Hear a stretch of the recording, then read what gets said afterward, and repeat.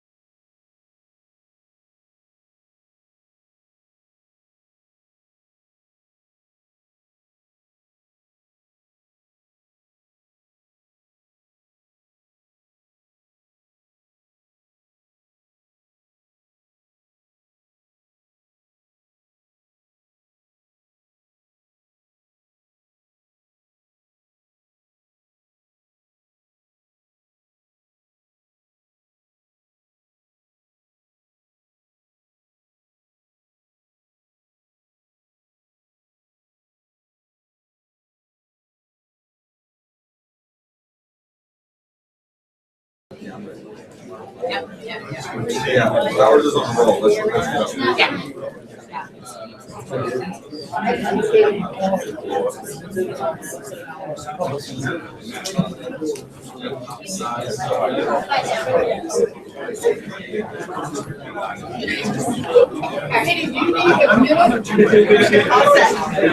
Let's just have this, it's in process. Yeah. Well, we're gonna reconvene. They grow up.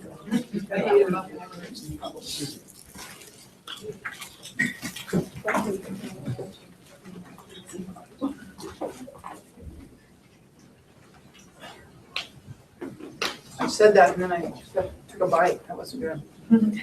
We're going to move to item K. Prop 47.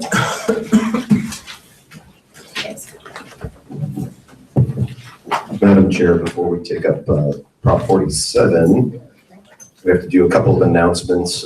In this case, we would ask Board Member Perez and Chief Rotola to excuse themselves as they have remote interest in the meeting of Government Code Section 1091. I would also note that Ventura County Health and Services and San Bernardino County Health and Services and Solano County Health and Services have also applied for this funding. Our board members, Sheriff Dean, Chief Brown, and Judge Garrett have what are called non-interests within the meaning of Government Code Section 1091.5. They are not required to recuse themselves from those items, but we do have to note it for the record. But at this time, I would ask Chief Rotola and Board Member Perez to excuse themselves. Thank you, Council. And as an additional point, just to reiterate, I think based on my discussion with Attorney McGuire, because I do sit on assignment in Yolo County and Contra Costa, and I see that those counties are listed as grant eligible, that I should abstain from the vote as well. Thank you, Your Honor. Is that an accurate statement? Yeah, that is fine. All right, thank you. Absolutely. We continue to have enough votes. I think that both San Bernardino and Ventura members are allowed to vote. Is that accurate? They are permitted to vote, and I think we still have enough votes if they choose to abstain. And again, highly unlikely that Ventura County will see any of the money. Is there any way Ventura could recuse themselves? There's a little discord on the board. Okay, we're gonna move forward. Ricardo, thank you for joining us today. Okay. Good morning, Madam Chair and board members. My name is Ricardo Goodrich, field representative from the Corrections Planning and Grant Programs Division. Agenda item K requests that the board approve 23 grant program funding recommendations from the Proposition 47 Executive Steering Committee for approximately $103 million.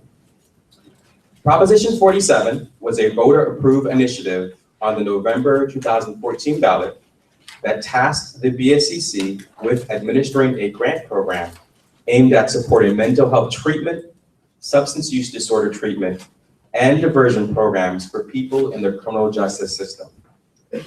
Assembly Bill 1056 required the board to establish an executive steering committee of subject matter experts and prioritize housing-related assistance and other community-based supportive services. On November 12, 2015, the board appointed Scott Budnick and Supervisor Perez as co-chairs of the Prop 47 ESC. On April 14, 2016, the board approved the ESC membership and directed the ESC to oversee the development and release of the request for proposals. The 18-member ESC convened to develop the request for proposals between June 2016 and October 2016. The RFP was released on November 18, 2016, with a proposal due date of February 21, 2017. On March 29, 2017, the ESC members participated in a rater training and were provided approximately 8 weeks to read and rate proposals. On May 30, 2017, the ESC convened to discuss scores and develop funding recommendations. 58 public agencies submitted proposals requesting over $225 million. It is worth noting that there were an array of public agency applicants, including 11 city applicants, 43 county applicants, and 4 applicants from school districts. The Proposition 47 RFP includes a few non-traditional elements that are important to highlight. Per the initiative, applicants were limited to public agencies. The ESC developed guiding principles that are woven into the RFP, such as valuing community partnerships and collaborations, encouraging culturally competent services, and community engagement. The Prop 47 grant period is 38 months and covers June 2016 through August 2020. Public agency applicants were required to subcontract with one or more non-governmental community-based organization for a minimum of 50% of the total grant award. The RFP includes 6 rating factors: project need, community engagement, project description, project evaluation plan, guiding principles, and a budget section. Public agency applicants were required to meet a minimum score threshold in the community engagement, project description, and budget section. In addition to meeting the minimum score thresholds, the ESC established a minimum overall score of 65% or higher that must be met in order to be considered for funding. Funding categories were identified as small scope and large scope. In the small scope category, agencies could apply for up to $1 million. In the large scope category, agencies could apply for up to $6 million. The County of Los Angeles was limited to 1 application for up to $20 million for the entire 38-month grant period. Cities and non-county public entities within Los Angeles County were also eligible to submit individual applications in either the small or large scope category. And at this time, I'm going to look to Executive Director Howard for any additional comments before we move on to formal recommendations. No, thanks, Ricardo. That's great. I'll make some comments later. Okay. So to illustrate the funding allocations, we have a few PowerPoints for you. You have to dim the lights.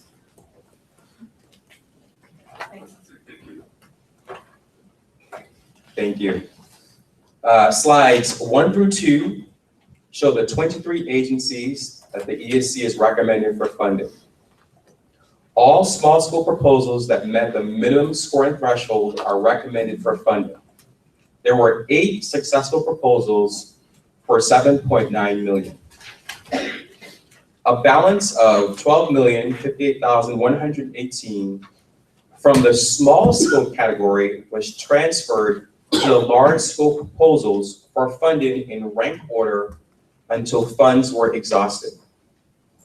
The San Bernardino County Department of Public Health is recommended to receive a partial award in the large scope category. Slides 3 through 4 show the small scope proposals in ranked order. I should also point out that these can be found in attachment K7 of your binders if it's easier to follow along. And slides 5 through 7 show the large scope proposals in ranked order.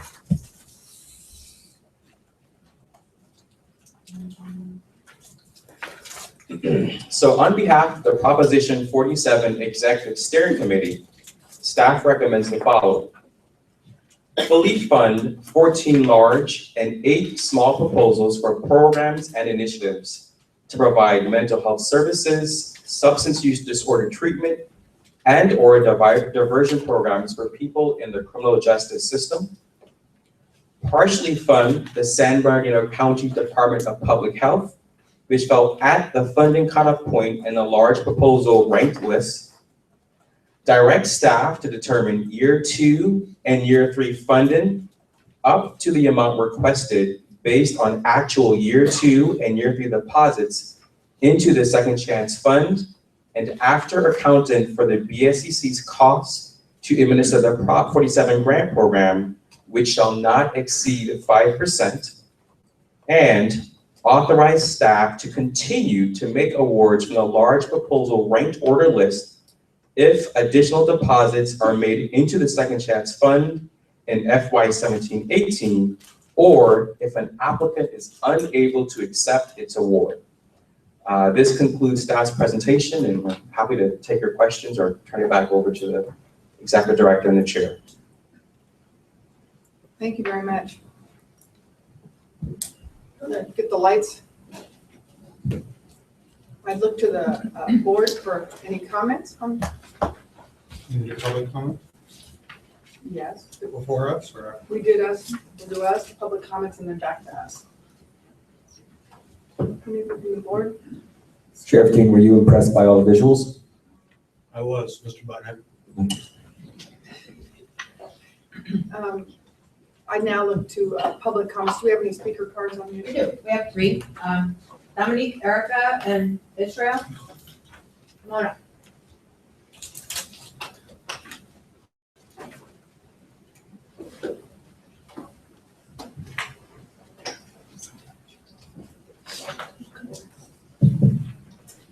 Good morning again, Erica Webster with the Center on Juvenile and Criminal Justice.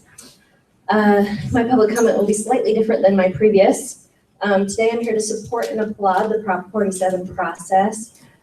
This was a precedent-setting process for this state agency and should be a model method for administering future grant programs and frankly all future funding that the BSCC oversees.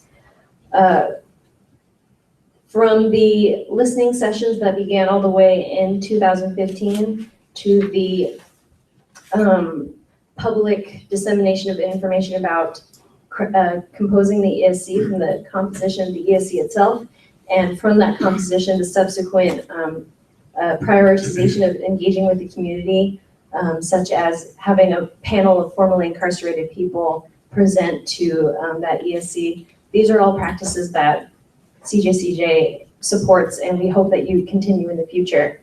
We'd also want to applaud the RFP itself for Prop 47. It made sure that applicants were seeking input from the communities that would be impacted by their proposals.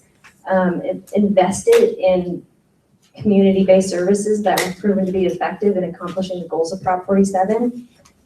And it set a minimum threshold, unlike SB 8444, to ensure that funding only went to good quality projects. I can't stand here and pretend that I didn't just say the opposite about SB 844, or that I don't notice similar problems that I noted in SB 844 and other funding decisions that the BSCC oversees. We do really appreciate all the effort that went into Prop 47.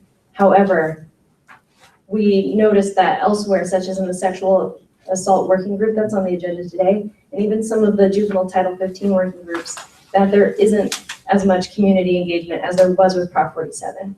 So we thank you so much for all the work that went into making sure that Prop 47 was a process of equity and engagement and community input, and we hope to see more of that in the future.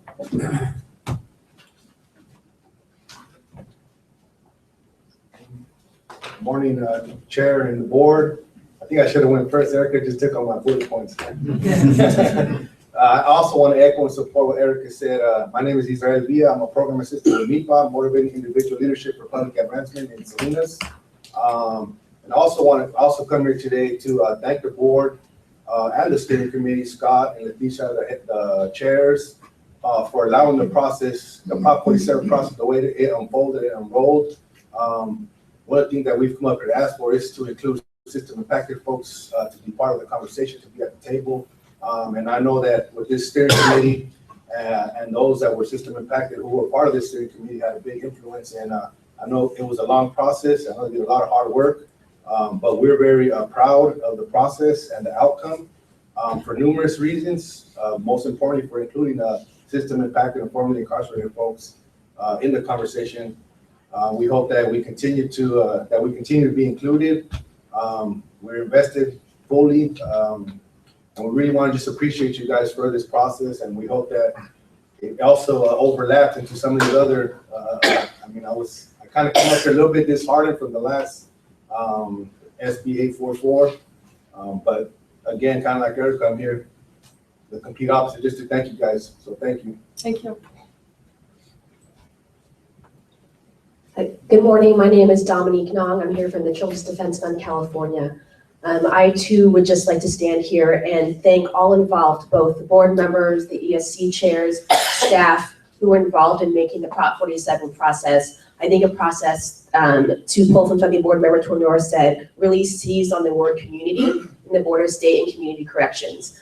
I would like to point out that I think one of the great successes of Prop 47 ESC in the process could be attributed to the fact that the two co-chairs, while coming from different perspectives, had very intimate knowledge of how people, community members, people who are actually involved in the system, how they're impacted.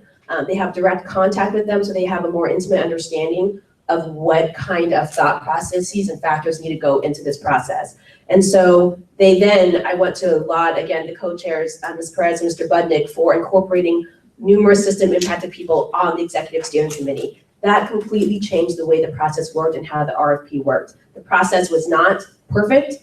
Again, Erica listed many of the positive points of the process, but I do think that the rating factors and the structure is something that could be improved. But again, this was a huge step forward. The board is here with its mission to provide effective leadership to continue the improvement of our system. I think Prop 47 was a great step forward. I hope that it continues in other areas of BSCC, especially in particular with the Title 15 regulations right now, where there were some community members involved, and I appreciate that, but they were not incorporated at the level that they were incorporated into the ESC. So for Prop 47, thank you. Thank you. Any further public comment? Is that a no, Tracy? No more. Thank you. Back to the board then for any further comment following public comment. Madam Chair. No more. Excuse me, can everybody make sure you speak into your mic? I'm getting comments from people trying to watch this and they're not hearing you. How's this? That's It's my deep voice. Well, it kills me to say it, Mr. Bucknick, thanks for a great job. Supervisor Perez, who had to leave the room. Next to Burn Jag, I can't imagine a more controversial issue, even more than 844 in the opposition. This particular grant funding, I think it's important to note, it's one of the many, many elements and the roles of BSCC. The role of BSCC isn't just about rehabilitation. I speak for my other 57 sheriffs. I'm sure that we'd be happy if there wasn't a single person in custody, because there's no bigger headache than running a jail. But it is one of the elements, and one of the roles that BSCC has is to monitor, oversee, and when directed by the legislature and the governor, hand out funds appropriately. And this is it's an innovative program. You guys did an outstanding job, and it's one important element. And there's always somebody going to be unhappy even this, but you did a great job, and I appreciate all your efforts. And I know the public comments were long and luminous, and you took the time to hear it all. So thanks for this application of the money for, again, one of the many roles that BSCC takes. Thanks. Thanks, Sheriff. And I'd like to echo that. Thanks to our co-chairs, very, very heavy lifting. Rolling out the RFP is one thing, and then scoring 58 proposals is enormously arduous. And I really appreciate the efforts of the committee. It was many long discussions, issues of non-agreement that people came together on, and I think the product is excellent. Anybody else? Supervisor Perez was the brains behind. She took most of the Yes, lead. she was, for sure. I just want to say, as I look down the list, and please note on this one, we all had to read 58 applications. And just looking down the list of who the winners are, everything from the Pasadena Police Department, which was one of my favorite proposals, the Plumas District Attorney, Merced Probation, the Los Angeles City Attorney, different Health and Human Services Departments, school districts, cities like Rialto and Corning, all the way from Placer down to Marin. So I'm just incredibly proud of those who scored in the top threshold, and proud of our committee that we were able to get through this and award such a diverse group of cities and counties and school districts and police departments and probation departments and DAs some money for some great proposals. So thank you all. All right, I'd look for a motion on the matter. I'll make the motion. Second. A motion and a second, all in favor? Aye. Opposed? Abstentions? I'm gonna abstain. Abstentions? Do I need to abstain? Then I'm voting for it, Scott. There it is. All right, motion carries. Thank you all. Now we're going to, I believe it's time to go back to the agenda. Supervisor Perez will come back in, and I think she wanted to give just a statement of appreciation as well. She better hustle it up. We're moving Come on down back. there. Come on down, Supervisor Perez. Madam Chair, would you like to go to consent next? Yes. I need to advise, we need to pull one item off the consent calendar, which is the Burn JAG 1-year extension, and we have to excuse some of our board members on that item. You want to pull it off the agenda for Can we- conversation? Yeah, Okay. do that item separately. Oh, okay, let's lend a little time to Supervisor Perez. I don't know if you heard all of the accolades and the thank yous of this body and the public who were very supportive of you and your role as one of the co-chairs. But I want to say that personally to you. It was an enormous undertaking during a time when I believe you had a newborn child. And I mean, talk about heavy lifting. She did it all and traveled often for us. So I'll give the microphone to you now. Thank you so much. I'll tell you for context and for a little bit of fun. When we started the process, I was pregnant. And when we completed the process just a couple of weeks ago, it was roughly 1 month before my son Noah is going to turn one. So it's really a remarkable process that we engaged in, and it really did take some time to become intimate with each other, to trust each other. It was a large body, and most of those folks, actually all of them, were new to me. And so I have to say that, without being overly dramatic, that it was really one of the most incredible experiences of my life. I come from a public defender background. I'm an elected official now. I live in the poorest congressional district in the country. You know, we have lots of challenges in Kern County that make me intimate and very heartbroken, but also very proactive in dealing with these issues. They're very near and dear to my heart. And the ability to be able to learn from folks in the CBO process, many people who have completely and dramatically turned their lives around from being formerly incarcerated to where they are today, was truly, truly deeply enlightening for me personally. And as I told NPR more than once, this Prop 47 ESC is the most progressive government that I've ever been a part of because of how inclusive it was and how comfortable and how encouraged this body was to share openly, intimately, and ensure that those experiences were very much a part of the process and informed what we were doing, how we were doing it, and how I even think today about the overall system. So my life has been changed through it. It was remarkable. I'm so grateful to this body for trusting myself and Mr. Budnick. I think I did a better job than Scott, but that's subjective, truly, at the end of the day. But really, really, thank you for the privilege, incredibly humbling, and I just have, I've been really transformed through the process. So thank you. I absolutely loved it. To our BSCC staff, every single person who was a part of the process was really so special and so uniquely devoted to an outcome that was fair. So thank you. Thank you. And I think it's this board's honor and pleasure to roll out this first round of Prop 47 funding. We know it'll make a difference. We know it was a different process, and we absolutely are optimistic and believe in a positive outcome. So thanks to everybody that participated, and now we're going to just go on to something a little less entertaining, but very important also, and that is our consent agenda. We have already heard from council that he'd like to pull item E. Anybody else wishing to pull Item C, please. item C? So we will pull item C and E from the agenda. And because we're just going to go in alphabetical order and have council wait. Mr. Powers? Just a couple questions, and depending on the answers to the questions, maybe some discussion. Let me say for the record, item C is Senate Bill 81, Round 2 of Local Youthful Offender Rehabilitation Facilities Construction Program.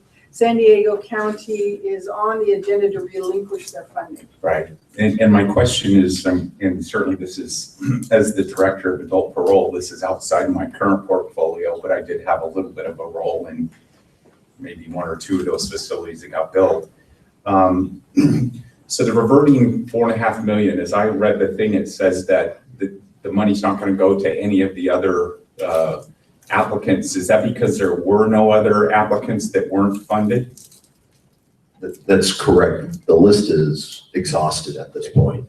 So the second question would be, is there anything that would prohibit that $4.5 million from being reallocated to some of the projects that were funded that may have additional programming space they'd like to add to their facilities? Or because as I understand it, I think there's only a couple projects that are underway, and there are others that are still in design phase. Is that possible to do? No, that's not possible to do. We can't increase the funding in excess of what was initially requested. And on top of that, the legislature at this point is considering some trailer bill language to actually extinguish that authority altogether. Okay, you say we can't. What's the authority for saying we can't? Is it because the legislation doesn't allow it, or is it expiring, or? It would be part of the, well, certainly once the legislature acts, we won't be able to reallocate that funding at all. The board won't be able to reallocate that funding at all. And we know how quickly the legislature can act. Conversations are happening right now. It's part of the budget, so it'll be done by June 15th. Okay. But part of the RFP process is in all of our proposals, it very clearly states that applicants cannot receive funding in excess of what they request. So, and this has happened numerous times on the adult correction side as well, which is, the bid will come back and it'll be a few million over, and they say, well, can you help us out? And our answer is generally is no, we can't.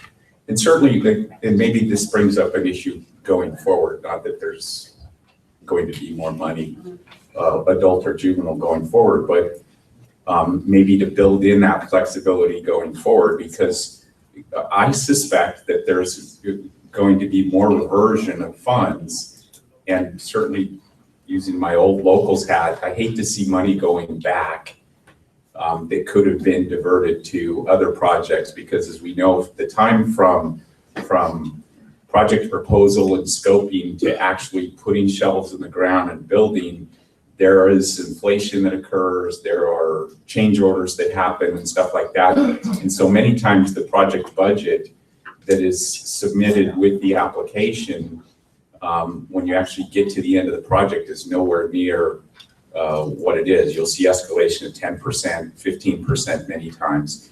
And so maybe going forward in the future, it's something that we want to put some permissive language into the RFPs or into the agreements that if money is reverted, that it could be utilized on existing funded projects in those ways that the board approves or something like that, because I really hate to see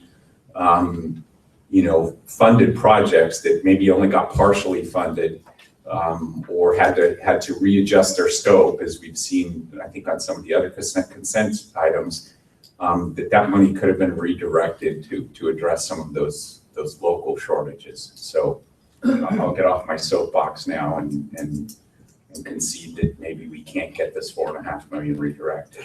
It's a shame. I think we need to hopefully projects going forward, we don't sit on them and let them languish for that long to the point where the money gets redirected back to the state and other counties don't have an opportunity to utilize it. So maybe be a little bit more aggressive on those timelines. But it sounds like it's going to be a moot point if the legislature is looking at snagging that money back. I have a question for clarification purposes. I believe, Scott, that you and I shared this. Yes. Yes. My recollection was that there was somebody on the bottom who was partially funded. I want to say it was Riverside. Somebody else must have relinquished, and did they get fully funded then already? Yeah. So that was the last person that was, or last county that was recommended for funding. Is that That's right, Chief. Yeah. Okay. Moving on then to item E, the Edward Byrne Memorial Justice Grant Award. And in this case, once again, for the record, Sheriff Brown and Sheriff Dean are leaving the room because they have remote interests within the meaning of Government Code Section 1091.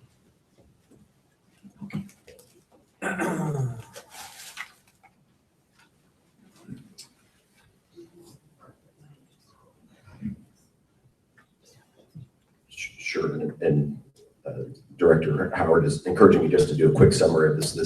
We're going to provide a one-year no-cost extension to existing Burn JAG grantees so that they can roll over some unspent money for an additional year to try to spend down the funds that we've previously allocated.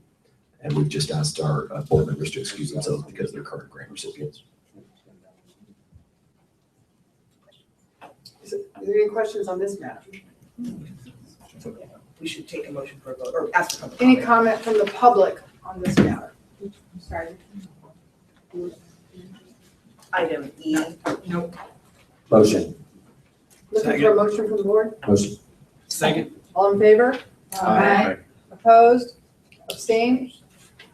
Motion carries. Thank you very much. I invite those accused back in the room. Roland?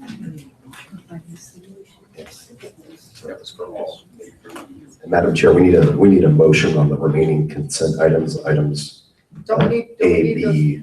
people back in the room? Oh, we should wait for them, but certainly. Not that I do need a lot of assistance. I'm gonna give you that. It takes a village to get this chair in order.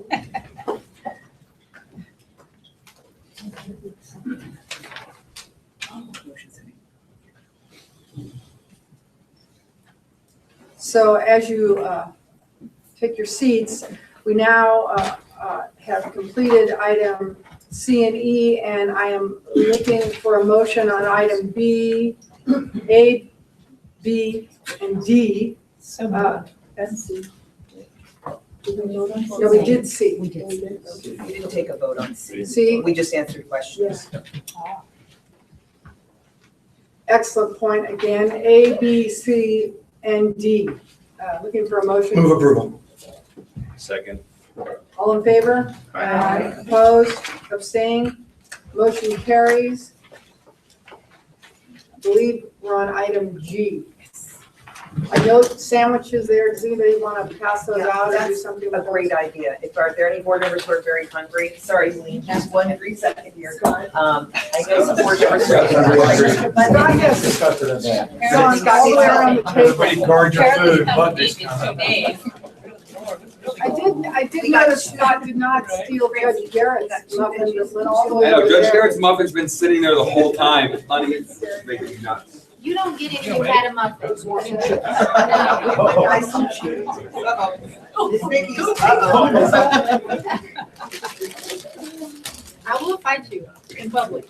I'll trade you for a bit. Trade you for a baked. It's very childish. Anybody want to start?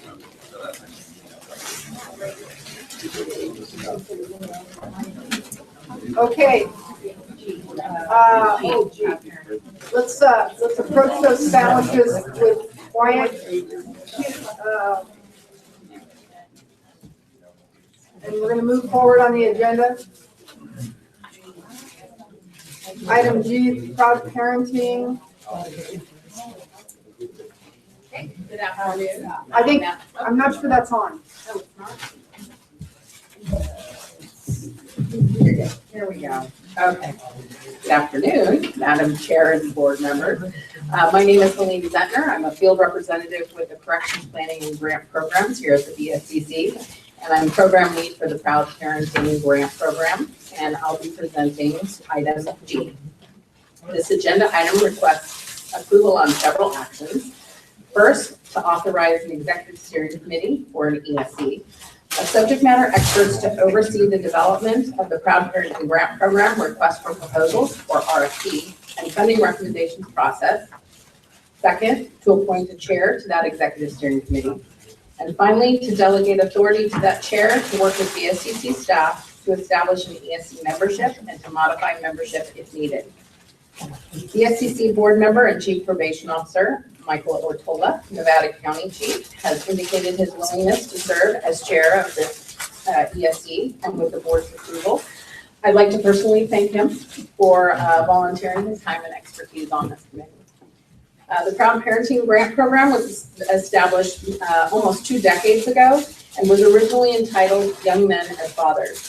Over the last 20 years, this program has evolved to serve not only young men, but also young women who have become involved with the criminal or juvenile justice system and who also may be part of the child welfare system. The overall goal of the Proud Parenting Program is to break the multi-generational cycle of violence and delinquency, but it also is to improve the participants' parenting skills, accountability to their children, and relationships between the parents. Over the years, it has been clear that the needs and life skills of the program participants must also be addressed in tandem with parenting training, as most have not been provided self-esteem and experiences necessary to care for themselves in a healthy manner, let alone a child. The request for individuals interested in participating on the collaborative Proud Parenting ESC process will be established through our website with the approval of this body.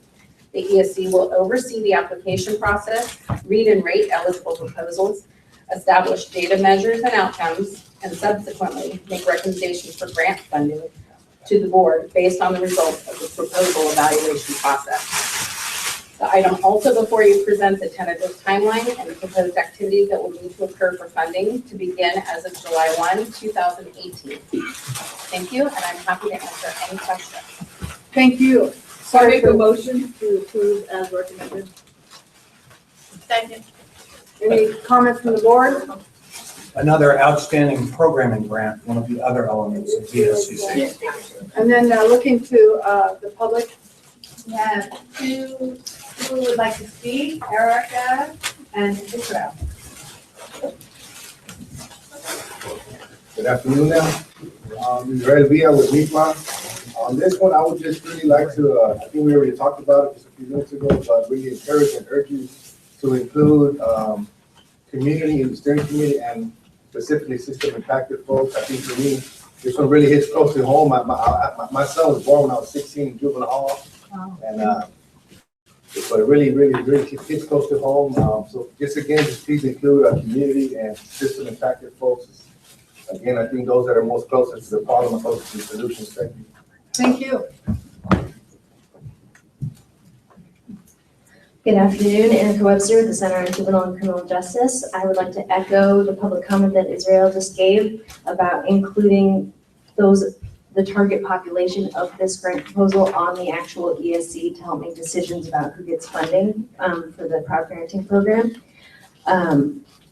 Israel is an example of someone who has had this experience and now is a very engaged community member who does have the expertise to judge what is effective. And so we hope that you consider that as expertise when you are creating this ESC.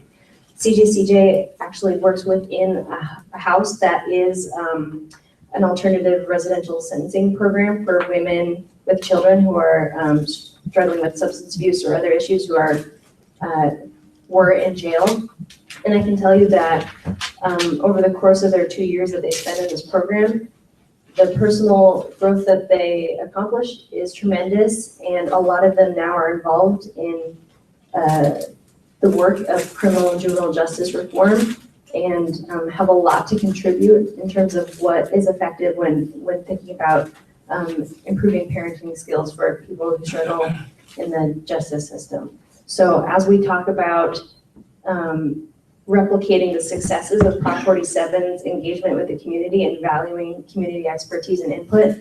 I hope that Sheriff Bertola, when you're creating this BSC, you really consider everything that has been said here today. Thank you. Yeah, back to the board.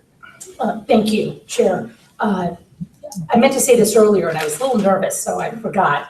But there was a point in our Prop 47 process where the 6 members of our ESC were placed onto a panel.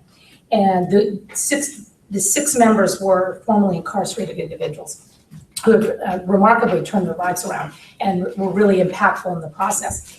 And I think it's probably the only time I ever got to hear from a group in this fashion, possibly because I'm constantly moving so quickly and I'm, always having to deal with these high-level funding challenges and sort of what I call moving widgets, in the system.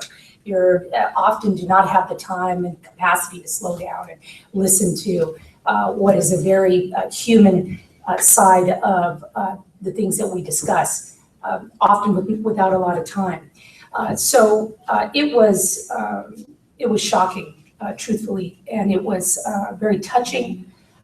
It was very difficult and painful to listen to because the things I had heard on that day, I don't think I'd heard before, or in whatever capacity I'd heard them before.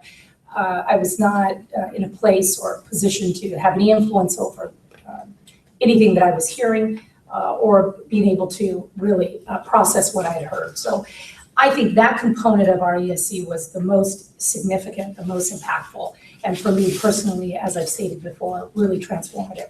I think it has actually made me a better person to listen to these folks, and I think it's actually even made me a better wife. As my husband was formerly incarcerated as a juvenile, and certainly helped me even understand him much better.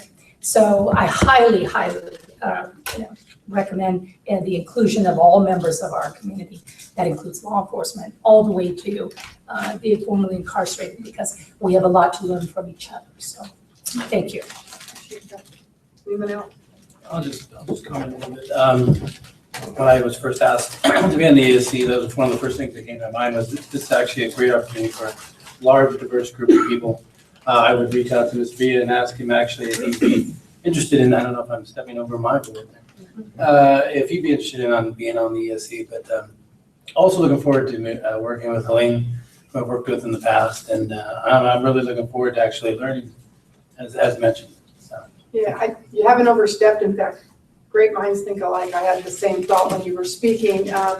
When I was chief in Fresno County, we had the pleasure of running one of these programs, and I'm here to tell you that we often hear people need to work to improve systems from the ground up, and allowing parents to bond with their children and teaching them how to parent is just saves lives and money and resources all the way up and down the system, and this is super meaningful. Sorry, it's not more money.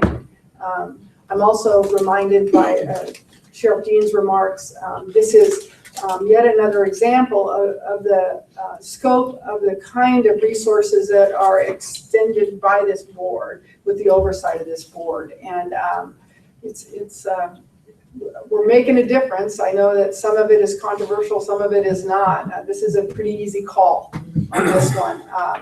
But sometimes the ones that are the most difficult are also, have great impacts also. So I'm really proud about this one, as a proud parenting thing should say.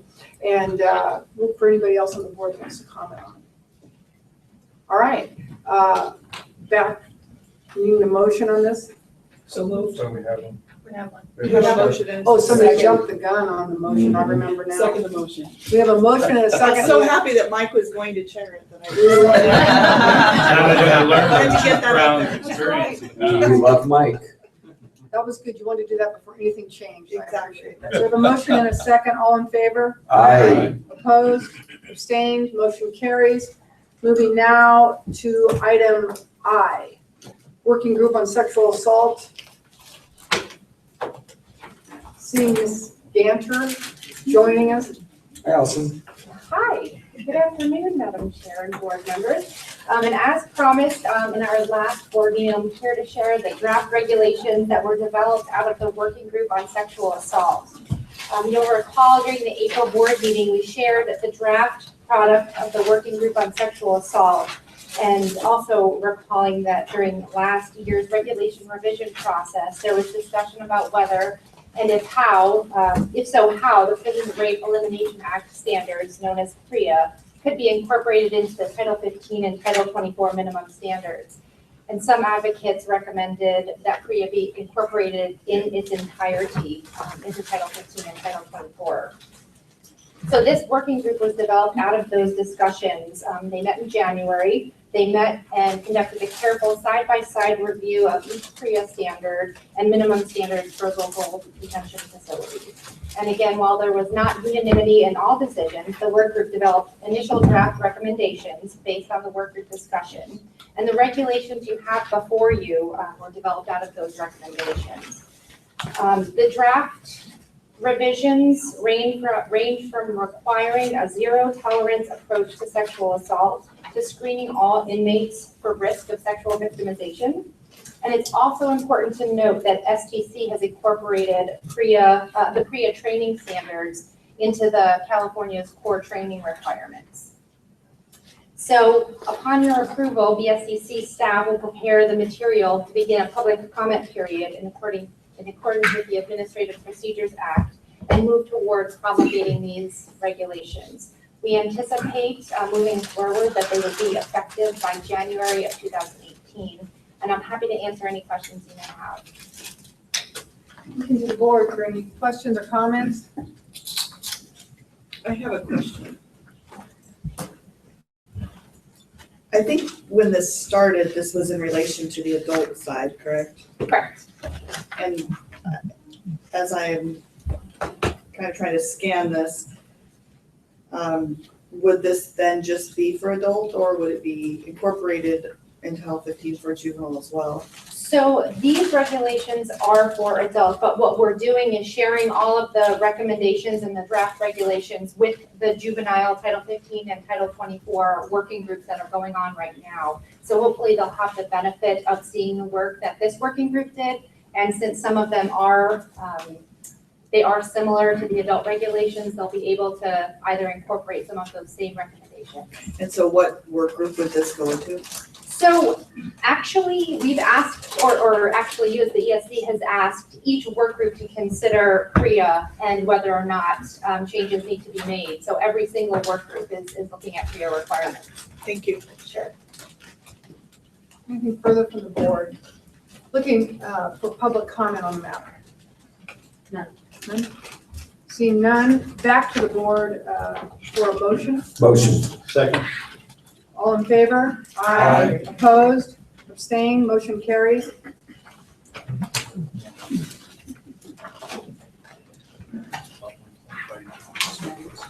We're on item J, and Allison has just remained in place, Right here. which demonstrates that she knows the alphabet and she knows she's in charge of it. Thanks, Kevin. I am back to seek your approval for the draft minimum standards for visiting in local detention facilities, and also for your approval for the final rulemaking package so that staff may submit to the Office of Administrative Law and move through the rulemaking process. During last year's adult regulation revisions, the same one that the PREA recommendations were born out of, there was a lot of public input about the visiting regulations and concern about facilities providing video-only visitation. And in June 2016, when the board met to approve revisions to the bulk of the adult Title 15 and 24 minimum standards, the board elected to take no action on visiting regulations while Senator Mitchell's bill to eliminate video-only visitation moved through the legislative process. On September 16th of last year, after passing both houses, that bill was vetoed by Governor Brown. And in his veto message, he directed the BSCC to address issues related to visiting, noting that SB 1157 didn't provide flexibility and created a strict mandate. So in response to this directive, BSCC staff met with stakeholders in late 2016 to hear concerns and hear possible suggestions for regulation revision. BSCC staff drafted and presented this language based on these conversations to the board at its February 2017 meeting, and the board approved those revisions with some edits, and the draft regulations are in your material. The proposed revisions require that facilities are required to provide access to in-person visiting, with the exception of those facilities that were providing video only prior to February 16, 2017, or were designed without space for in-person visitation, provided that initial architectural planning had been submitted to the BSCC prior to February 16, 2017. Revisions also include that video visitation may be provided as a supplement to in-person visitation, that inmates requesting in-person rather than video must be provided with in-person visitation, and that facilities shall not charge for providing access to on-site visitation. During March and April of this year, we held a 45-day public comment period and 2 public hearings for these draft regulations, and comments were submitted, most echoing the sentiments of previous comments that we've heard during our conversations with stakeholders and regulation revisions, and those are summarized in your material as well. We made no changes to the initial draft regulations approved by the board based on those comments. So we are seeking your approval on the draft language before you, and upon your approval, we'll begin the final rulemaking activities in accordance with the Administrative Procedures Act. In closing, I'd also like to acknowledge and thank Ginger Wolf, who is our resident regulations expert, for her tireless work on this project. And I'm happy to take any questions that you have. One more note, we do anticipate that the regulations will be effective October of this year. Thank you. Looking to the board for any comment. I have a question. Thank you, Allison. I know when we voted on it back in February, I did have a question regarding future expansion of facilities who were grandfathered in because they met the deadline. And I'm not sure if that was clearly addressed to my understanding, but if there was a facility that had been grandfathered into video only, and in the future they decide to do an expansion to their facility, whether that be new or in addition to the current facility, would they be required to then set aside space for in-person visitation? I'm going to look at Aaron as well, because there's a couple layers to that question. It really depends on what the operational statement for those beds being added is. Is there enough capacity for doing visitation, depending on how many beds are being added? And also, if I interpret the new regulation properly, if they were providing video only on February 16th and they had continued to do so, I assume that they would still be able to provide the video visitation. Right. But it would probably go without saying that if they use state money, they would have to have in-person visitation, because the regulations would be the same as it is under 844. And I can tell you, as we speak, there's negotiations going on right now on dealing with that issue in the legislature as part of the budgetary process. So I imagine when the budget's approved, there's going to be some sort of agreement between the governor's office and the legislature on what those rules are going to be going into the future. Thank you. No, is that language that Sheriff Dean just articulated, though, included in the regulations so that everybody knows that? That if they want to apply for state money in the future after they've been grandfathered in, they will have to provide in-person visitation. But it would be part of the rules coming out of the legislature attached to the money if the legislature ever provided any more money. So just like 844 was. And on that point, as we discussed, the awards that were made today, SB 844 had a component and a requirement for in-person space to be constructed and to provide for in-person visitation at those facilities. So just for clarity, if it is a state-funded addition, that we know that would be inclusive. If you are a county that can afford to build beds and you are grandfathered in, you still can continue to have video visitation only?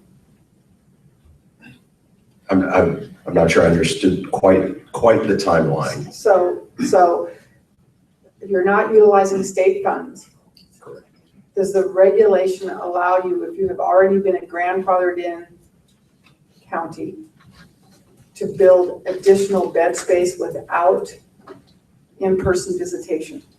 That's a little complicated again. So they would be, so the existing, if they were doing video prior to February 16th, they would be continuing to be allowed to do video. What we are also proposing though is a change to, in Title 15 is the operational requirements of the facility. And that would require them, if there's a new facility, they would have to operationalize in-person visitation. We're also proposing an amendment to Title 24, which is actually the physical plan and the regulations dealing with building standards. Those are on a slightly different track. Those won't be effective in October. That's run by the Building Standards Commission. They have a slightly longer time horizon for that. But that would also require effectively, whether it's state funding or not state funding, those facilities would require to have in-person visitation space going forward as well. Thank you. So I think what the questions I heard were, do we have some sort of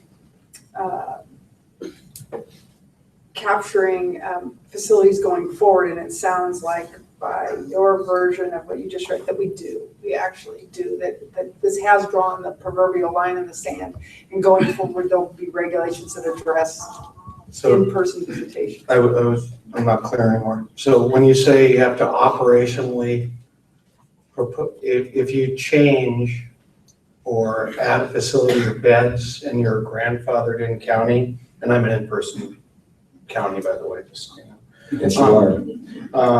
Are you saying the new regulations require that you have in-person visitation at the additional beds or at all the facilities that were grandfathered in? Because the devil's in the details here, and that's a big difference. Yes, it is. I think the question is, or the answer would be complicated depending on how many beds are being added, because we are adding a Title 24 component that they have to have space for in-person visitation. In-person visitation where? In the new construction or the entire place? I think that's part of the complexity. So each facility, if you're adding a certain number of beds, they have to provide us with an operational program statement, which includes a description of how visitation will be provided. So yeah, I mean, if you're adding 5 beds as opposed to a whole new wing with hundreds of beds and access to the existing visitation might not be as smooth. But how do you leave that subjective? I can't vote on something like that. Well, what is before you is the Title 24 regulation to include in the new building standards, which won't be effective until sometime next year, that new construction would include space for in-person visitation. In the new construction? Yes. Okay, I'm okay with that. Well, that's what I think, that's That's what clear. I got. If you're doing new construction, adding beds, they have to be in-person visitation. In the new beds. In the new beds, not in the entire grandfathered in portion of the facility. No one seems to be clear, at least if I'm reading expressions on faces. That's an important point. I'm good at reading facial expressions. I don't think we have an answer here yet. Aaron? Yeah, I mean, it really would depend on a case-by-case basis because, again, the way some facilities are designed, there might be a separate standalone building with a kitchen and plumbing, and in that situation, that would require in-person visitation space. If you're adding a 5-bed mental health wing to an existing structure, I don't think they would require to build an in-person visitation space at that point.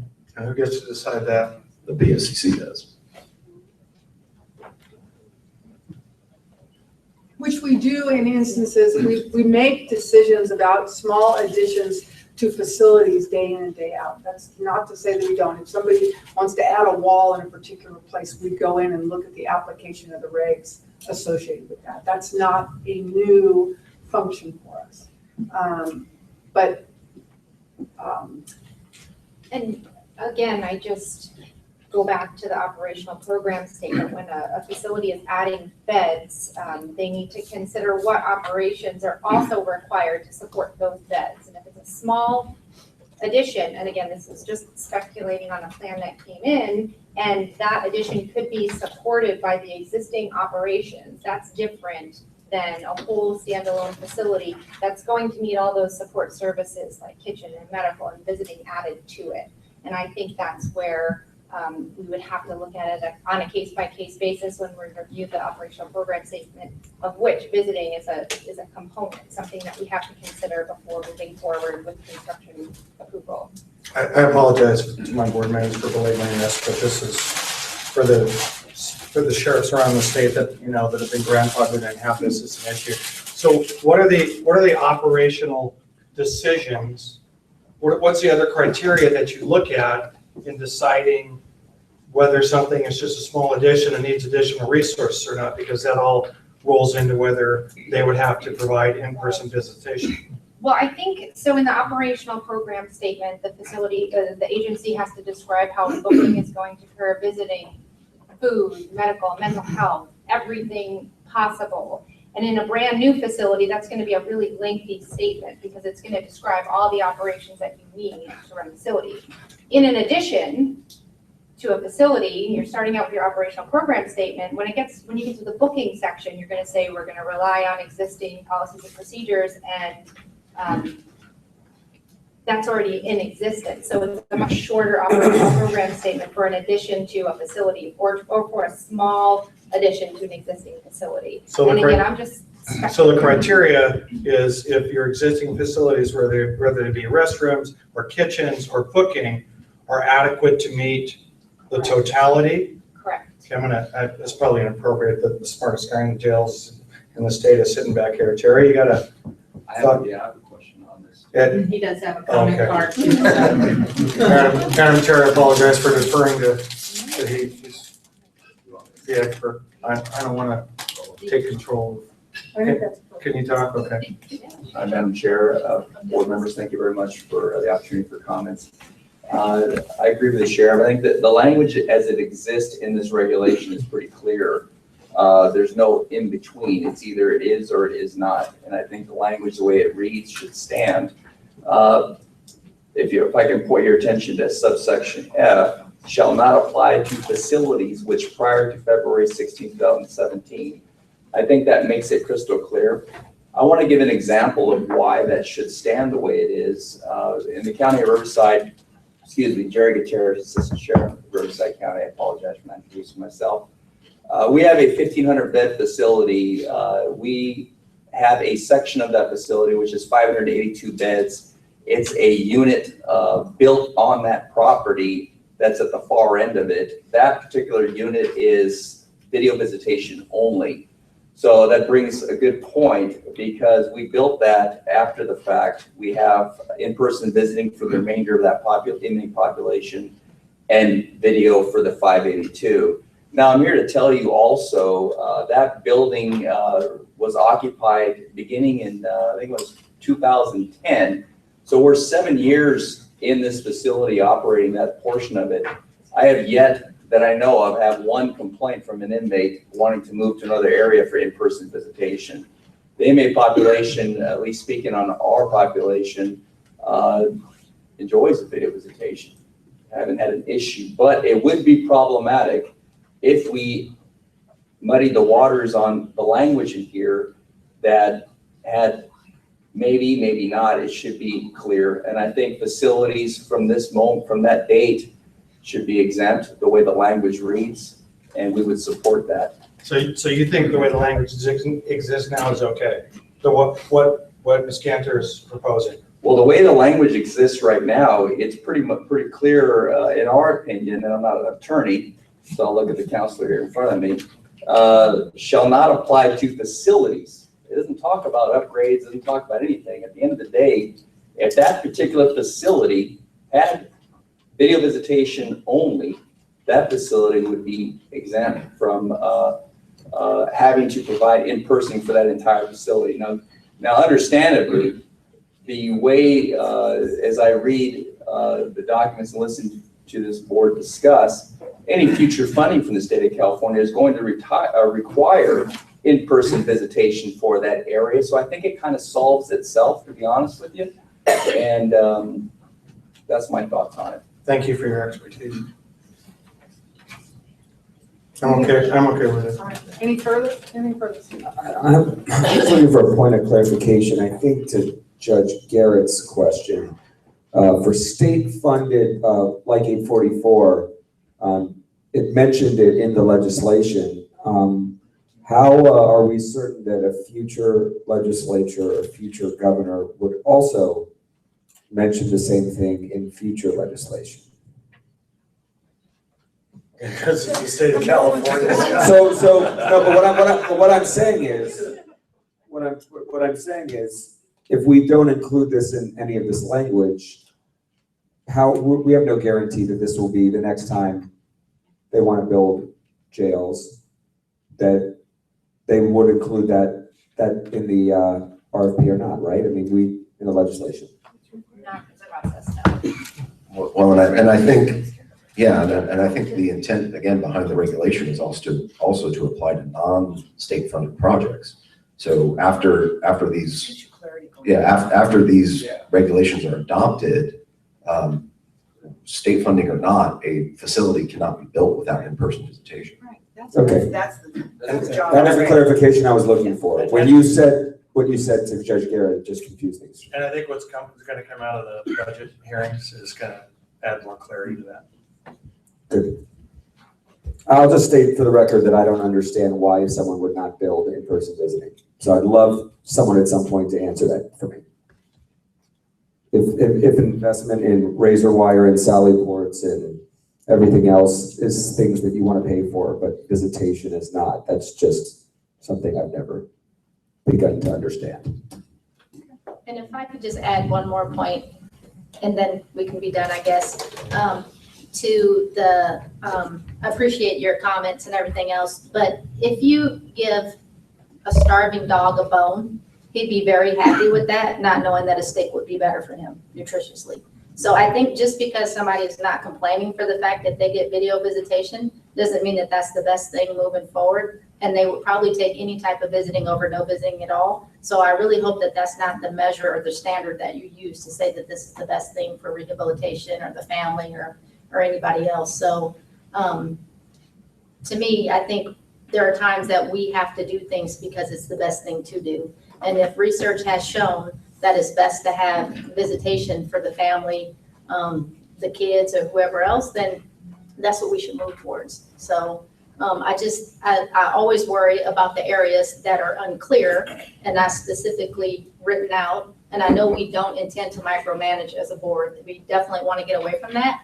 But if you have facilities that feel that video visitation is the best thing, then why would they ever look at the language and find something in there that says we should add, in person if it doesn't suit their needs? So that was my only main concern. All right. We have a speaker card that just was a late arrival from Erica Webster.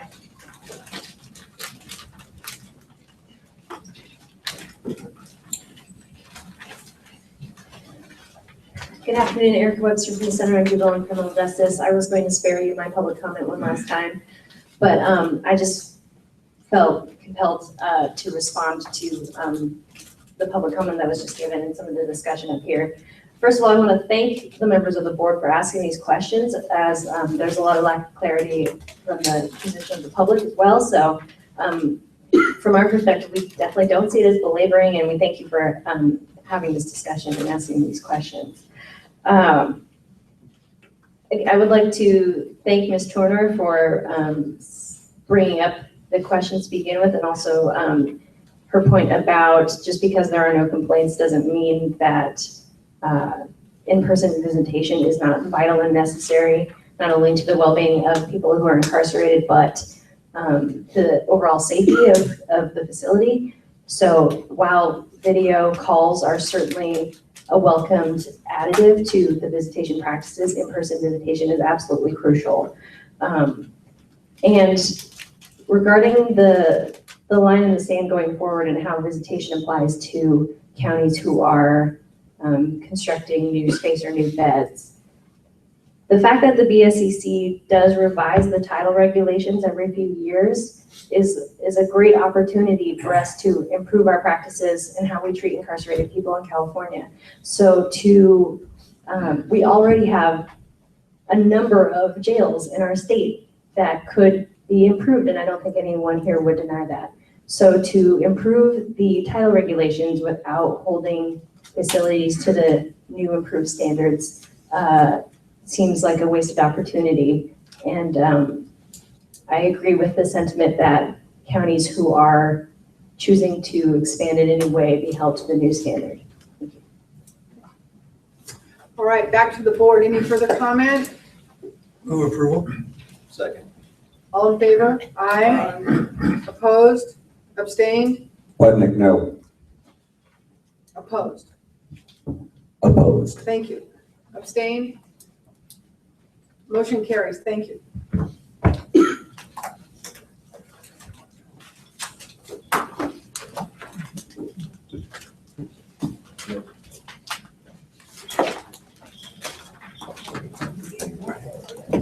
I believe Any additional public comment? we're at that jump. Yes. Any additional public comment at this point? Public leaving? Seeing none, we now invite the public to vacate the room. We're going to go into closed session.